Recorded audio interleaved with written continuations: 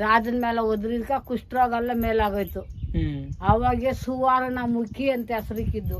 ಆ ಕೊಳದಾಗ ಸ್ನಾನ ಮಾಡಿದ್ರೆ ಸುವರ್ಣ ಆಯ್ತದೆ, ನಮ್ಮ ಎಲ್ಲ ಎಂತ ಕಾಯಿಲಾದ್ರೆ ಮೇಲೆ ಆಯ್ತದೆ ಅಂತ. ಸರಿ, ಇದು ಇಲ್ಲಿಂದ ಇನ್ನ ಎಷ್ಟು ದೂರ ಹೋಗ್ಬೇಕಜ್ಜಿ? ಅದು ಅವ್ ಹಂಗೆ ಮಾಡ ಕಾಣಿಸ್ತದಲ್ಲ ಅಲ್ಲಿ. ಅಷ್ಟೇನಾ? ಸರಿ ಅಜ್ಜಿ. ಅಜ್ಜಿನಲ್ಲಿ ಎಷ್ಟು ಮಳೆ ಗಾಳಿ ಬಂದ್ರೂ ಇದ್ರಿಂದ ಒಂದ್ ಕಲ್ಲುನು ಕೆಳಗೆ ಬೀಳಲ್ಲ ಅಂತೇಳಿ ಇದ್ ಮಾಡಿದ್ರು. ನಿಜ ನಿಜ. ಒಂದು ಕಲ್ಲು ಬೀಳಲ್ಲ, ಒಂದ್ ಇದ್ ಬೀಳಲ್ಲ. ಅವ ಇವ್ರು ಇದ್ರ ಬರ್ತಾರೆ ನೋಡು, ಟಿವಿ ಅವರಲ್ಲ ಅಲ್ಲ, ಈ ದೇವಸ್ಥಾನಗಳ್ಕ ಅವ್ರು ಬಂದು ಅದ್ರಾಗೆ ಕಿತ್ತಿ ಅದ್ರಾಗೆ ಇಕ್ತಾರೆ ಕಲ್ಲುಗಳನ್ನ.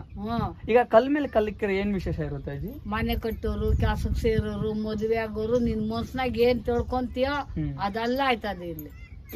ಹೌದಾ? ಆದ್ರೆ 3 ಅಮಾವಾಸ್ಯೆ ಹತ್ರ ಬರ್ಲೇಬೇಕು. 5 ಅಮಾವಾಸ್ಯೆ 5 ಅಮಾವಾಸ್ಯೆ ಬಂದು ಕೋದಾಗ ಸ್ನಾನ ಮಾಡಿ ಕ್ವಾಟೆ ಒದ್ದೆ ಬಟ್ಟೆ ಒಳಗೆ ಕ್ವಾಟೆ ಸುತ್ತಬೇಕು.